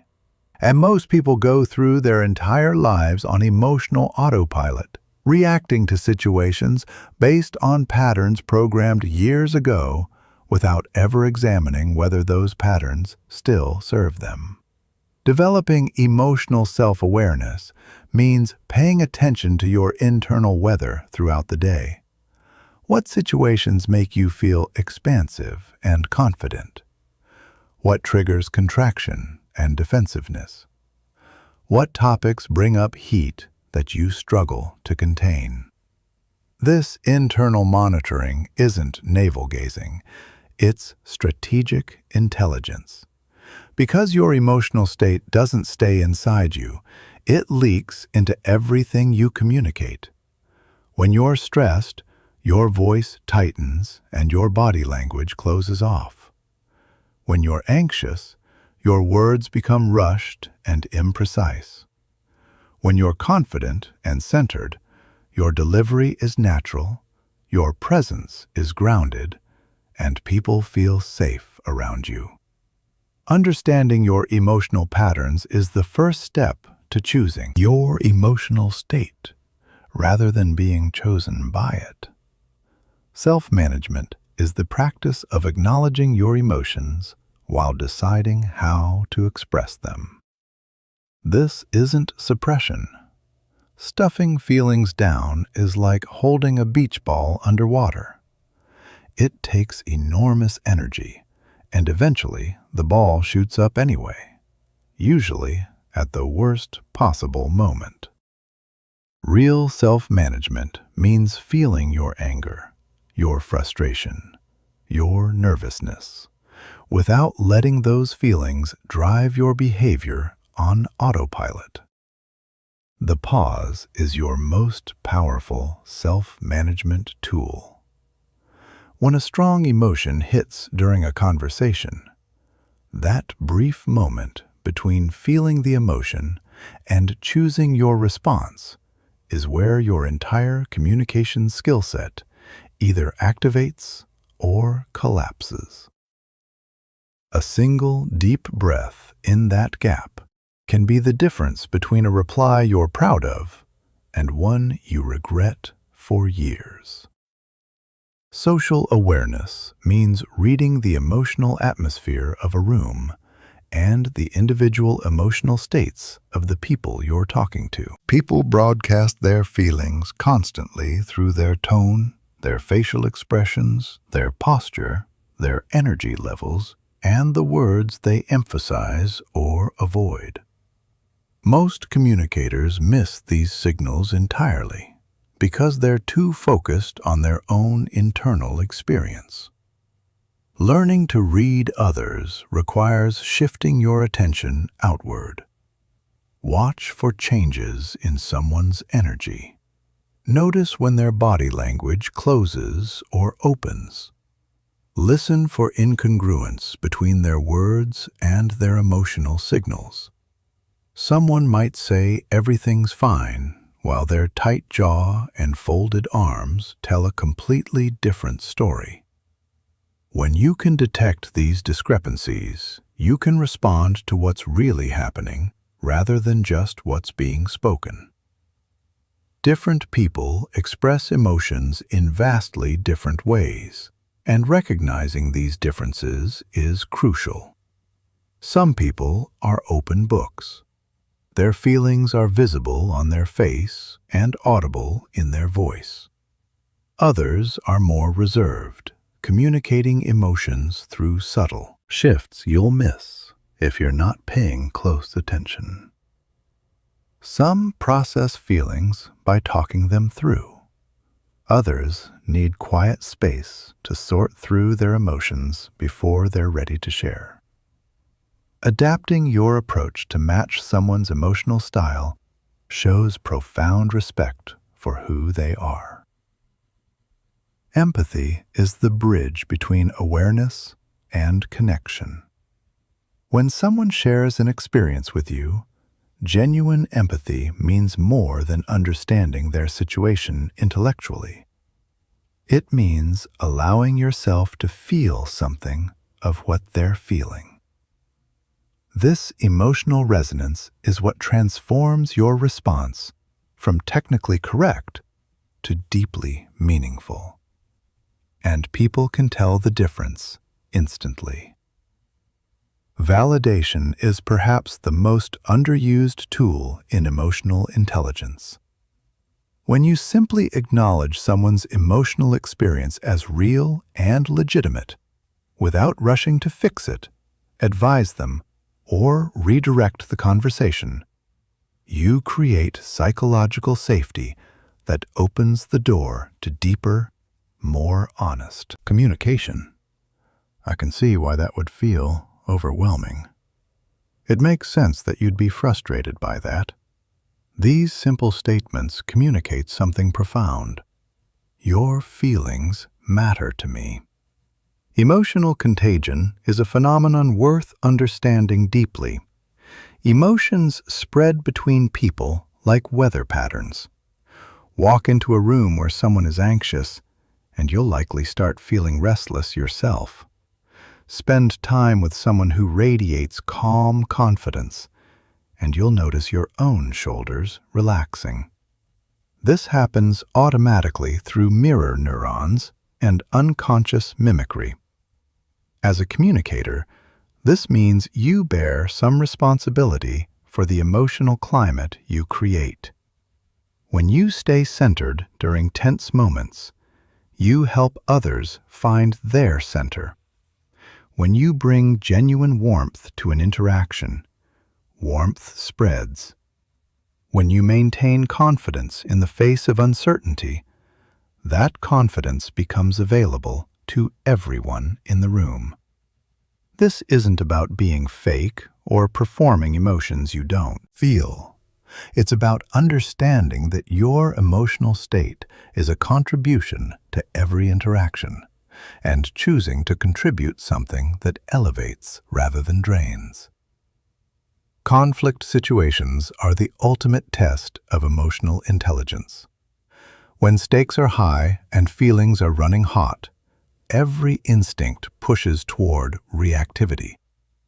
But this is precisely when emotional intelligence matters most. The skill isn't in avoiding emotion, it's in holding space for emotion while still guiding the conversation toward productive territory. Behind every position someone takes in a conflict, there are feelings and unmet needs driving that position. When you can identify and acknowledge those underlying emotions, even while disagreeing with the position itself, you dramatically increase the chances of finding a resolution that works for everyone. People don't need you to agree with them. They need you to understand them. And that understanding, offered genuinely, creates the openness necessary for real problem solving. Building emotional intelligence is a lifelong practice. It deepens every year if you stay committed to it. Pay attention to how people respond to you. Ask for honest feedback from people you trust. Notice patterns in your relationships that might point to blind spots in your emotional awareness. The goal isn't perfection. It's growth. And every increment of growth in emotional intelligence multiplies the power of every other communication skill you possess. Chapter 13. This is your moment. I want to be honest with you about something.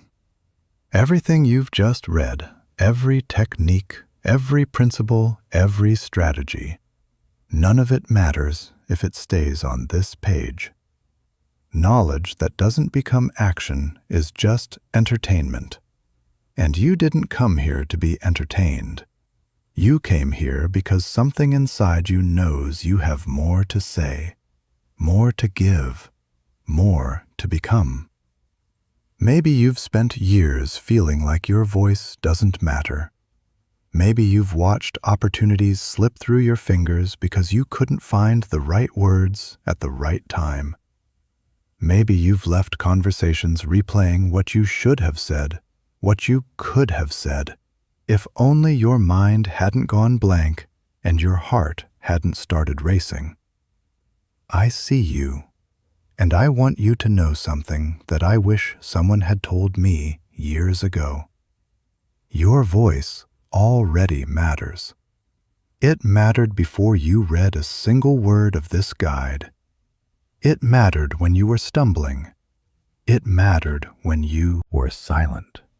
It mattered when you thought nobody was listening. The only thing that's changing now is that you're learning to let it out. There's a version of you that's been waiting quietly behind all the fear, all the self-doubt, all the memories of moments that went wrong. That version of you doesn't need to become someone else. They just need permission to show up. And that permission doesn't come from a book or a video or a technique. It comes from you, from the decision you make right now, today, that your ideas deserve to be heard, that your perspective has value, that the world needs what you carry inside you. I'm not going to pretend the road ahead is easy. There will be moments when your voice shakes, moments when the old stories creep back in and whisper that you're not ready, not smart enough, not eloquent enough. There will be conversations that don't go the way you hoped, and presentations where you stumble. That's not failure. That's the path. Every single person you've ever admired for their ability to communicate walked that exact same road. They just kept walking. So here's what I'm asking of you. Start small. Start today. Not next week. Not when you feel ready, because if you wait until you feel ready, you'll wait forever. Readiness doesn't come before action. It comes from action. Speak up in one conversation where you normally stay quiet. Share one thought you'd usually keep to yourself. Ask one question you've been holding back. And when you do, notice what happens. Not just externally, but inside you. Notice the small flame of courage that lights up when you choose to be heard instead of hiding. You don't need to be perfect. You never did. You just need to be willing. Willing to show up with an open heart and an honest voice. Willing to care more about connection than perfection. Willing to believe, even on the days when it feels impossible, that what you have to say matters. Because it does. It always did. Your voice is not just sound waves traveling through air. It's the bridge between your inner world and every person you'll ever meet. It's how you'll comfort a friend who's breaking, how you'll inspire a team that's lost its way, how you'll tell someone you love them in a way they'll never forget, how you'll stand up for what's right when staying silent would be easier. This is bigger than communication skills. This is about becoming the fullest version of yourself. And that journey starts the moment you decide to open your mouth and trust that what comes out is enough. You are enough. Your voice is enough. Now go use it.